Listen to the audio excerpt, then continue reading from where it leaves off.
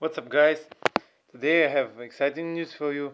I'm gonna show you the new features of iOS 8 Beta 5, which was recently released. So I know that I showed you the features of Beta 1 and Beta 2, but then I skipped the Beta 3 and Beta 4, and I'm gonna show you the Beta 5. But since I skipped the Beta 3 and 4, I will show you also the features from Beta 3 and Beta 4 together with these from Beta 5. I'm gonna show you, of course, only the most visible features that are the most noticeable ones. But if you find another ones which are also cool, please write me down in the comments. So let's start now. The first one is the control center. Actually, it got updated in beta 4, and now it is like this. You see, you don't have these separators. No, yeah, here and here at the airdrop and the brightness slider. You don't have these separators, and you just have a nice blur right there. And also, the toggles are changed when they are on, they're white, and when they are not on, they are just that color, you see. Yeah. So I think the new control center looks pretty nice, and yeah. So that's the new control center. And the next feature I'm going to show you is the health kit.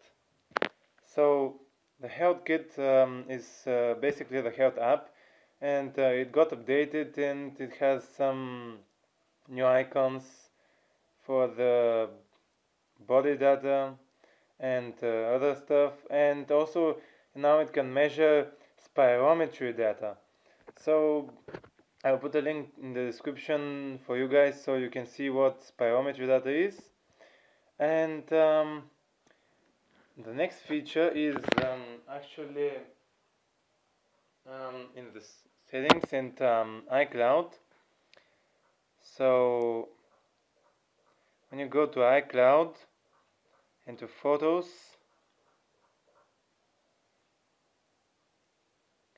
you can see that you now have new options for iCloud Photo Library.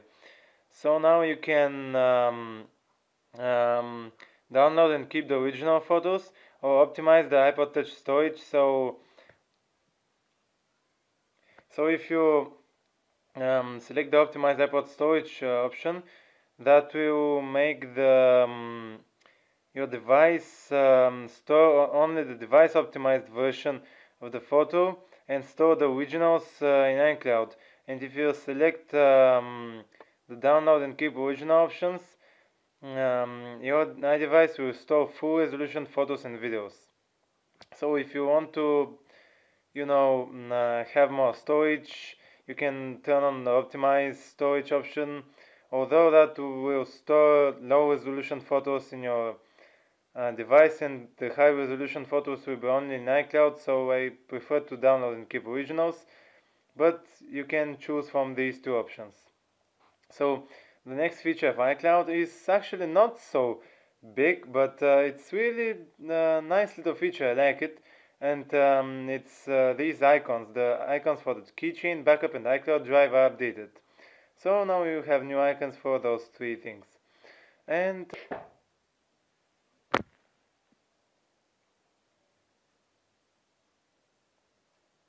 so the next feature in the settings app is actually the display and brightness menu right here.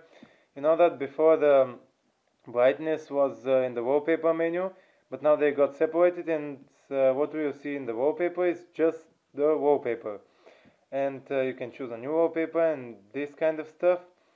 But if you want to adjust the brightness, you go to display and brightness, and here you can adjust it. And also you can change the text size here and enable bold text, but that will require a restart. So yeah, it's kind of cool. They separated the wallpaper and brightness menu, and now we have a separate menu for the display and brightness, which is cool, I think. and handy. So the next feature I'm going to show you is about the keyboard. You know that QuickType or predictive type was there since the first iOS 8 beta, but now actually you see the predictive type, and now actually we have a new toggle for predictive type. If you hold this, you see you can switch the keyboards, and you can actually turn on and off predictive type here. So now I'll turn it off, you see, have a nice toggle. And now I'll turn it on again. Just go there and slide your finger, and now it's turned on, you see. Like this, you go and slide your finger, and you can turn off and on predictive type right in the app. And you have a nice little toggle there, which I think is pretty cool. And yeah, so that's the feature about predictive text. And so the next feature is actually the settings application, and when you go to privacy, and you can see you have a new menu for health. It doesn't do anything, it's just a placeholder. The apps that have requested access to your health data will appear here, so you can see just shows which apps have requested access to your health data. And you also actually have a new icon for HomeKit here, and this is a placeholder too, so it will show all the applications that have requested access to the home data. So the last feature I'm going to show you is actually that you have a new stock app for tips. So you can see the stock app for tips, and when you open it up,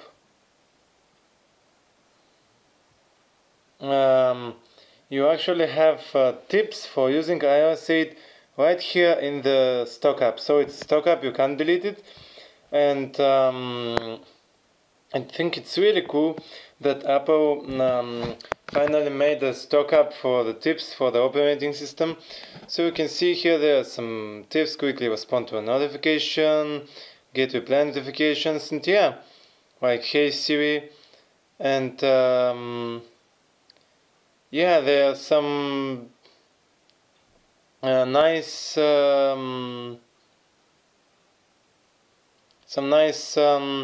tips here. Yeah, so that's the new tips app, which is a stock app, and I think that's a really cool feature.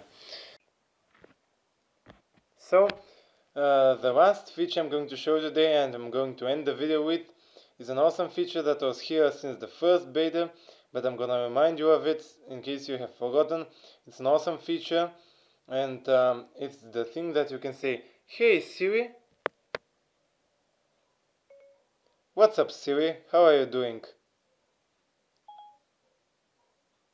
Hey there. And so you can see it's that thing that Siri pops up automatically from your voice, and you actually have a toggle for it in settings. Just show you now. Go to the settings app and go to General Siri, and yeah, you have voice activation. You see here you can speak to Siri like this, yeah. And also apart from the feature that you can activate Siri by your voice, Siri now writes out everything you dictate in real time, so that's really cool. And also a few features that I forgot about iOS 8, which I was going to show you, is the handoff. Got a few new toggles.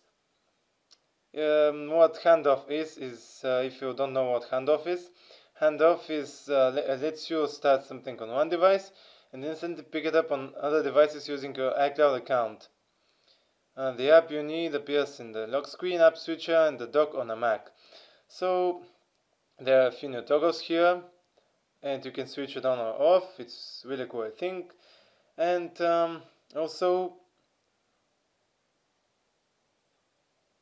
you You can select a few new things in the Spotlight, like Spotlight suggestions and Bing web results, right in the Spotlight. And actually these are all the features I'm going to show you today. And if you like this video, just hit that like button and subscribe for more videos. So thank you guys for watching. Peace out.